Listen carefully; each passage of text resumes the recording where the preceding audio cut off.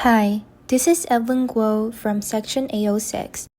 Without seeing my face, can you guess from either my name or accent which human categories of race I place myself in? I view myself as an Asian American, specifically Chinese American. I was born in New York City, but I spent my whole childhood in Cincinnati, a city in Ohio. Then I moved to China when I was 6, lived there for the past 12 years, and now I'm back to the US again. Since I have lived in China longer than living in the US, I sometimes tend to view myself more as in Chinese because their culture has influenced me to a considerable extent. Every time when people ask me, "Which country are you from?" I hesitate. Do I say I'm Chinese because part of my identity was shaped by Chinese culture? Or should I say I'm American because I own American citizenship? Earlier in school, I was seen by my peers as too American due to my earlier upbringing.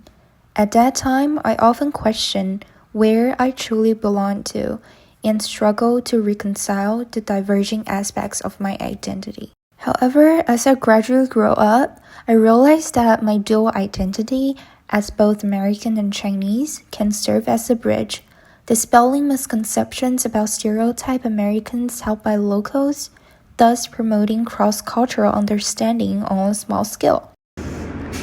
However, I still see a difference between me, who is a Chinese American, and other Chinese international students. They usually pay a lot more tuition than other students do. Hence, they must be in the top class.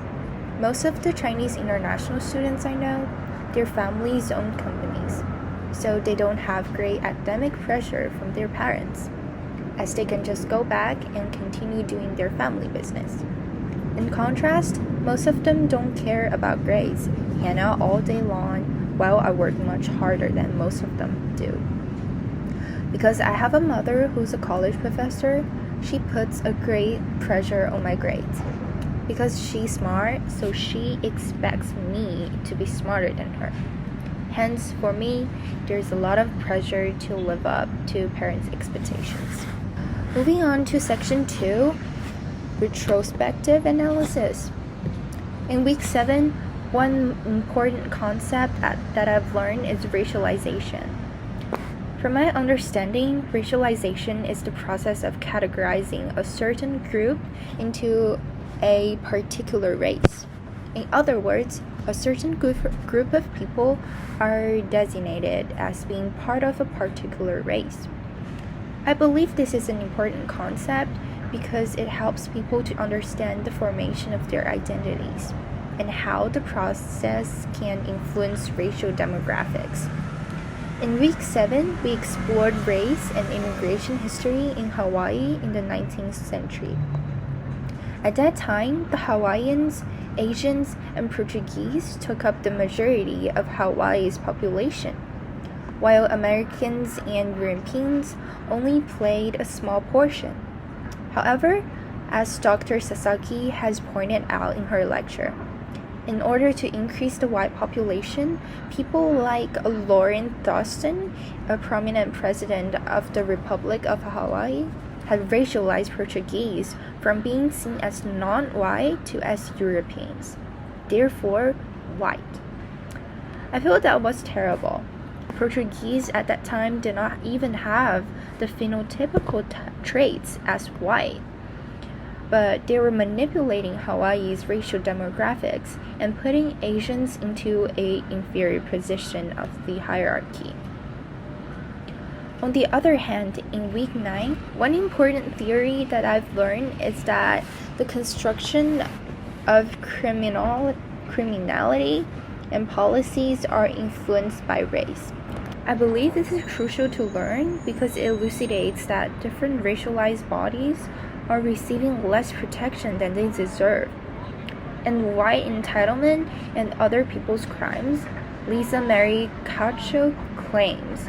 Historically, law has criminalized the recreational activities, survival economies, and intimate relationships of people of color, so the status of being of color was inseparable from conduct assumed to be criminal.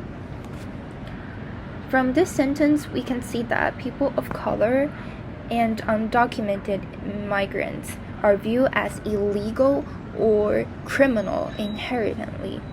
We are therefore able to see that the criminal justice system is powerful.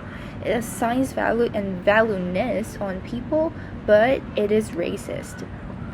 Finally, moving on to the third section, personal impact reflection. Among all major topics for the course, the one that had impacted me the most is the one about Chinese immigrants from week 6 reading. They can be hired in masses, they can be managed and controlled like slaves, like Thomas Almengar. The topic addresses different systematic racial discrimination faced by Chinese immigrants back in the 19th centuries in California. This topic influenced me the most because it resonates with me. It points out that Chinese immigrants were facing mockery and discrimination because of their physical appearance and religion. This reminds me of a racial experience which I have experienced in Cincinnati. When I was only about 4, a white girl who's about the same age as me lived right next to our house in the neighborhood. I remember she pointed at my nose and mocked at me. "Why are your eyes so small? Is it because you are Chinese?" I was super sad at the time because I was too young to understand the concept of racism. I felt humiliated with words like Chinese, small eyes, but soon I realized that I should be proud of my appearance, my culture, and my identity. These unique features has contributed to who I am and made the world more diverse.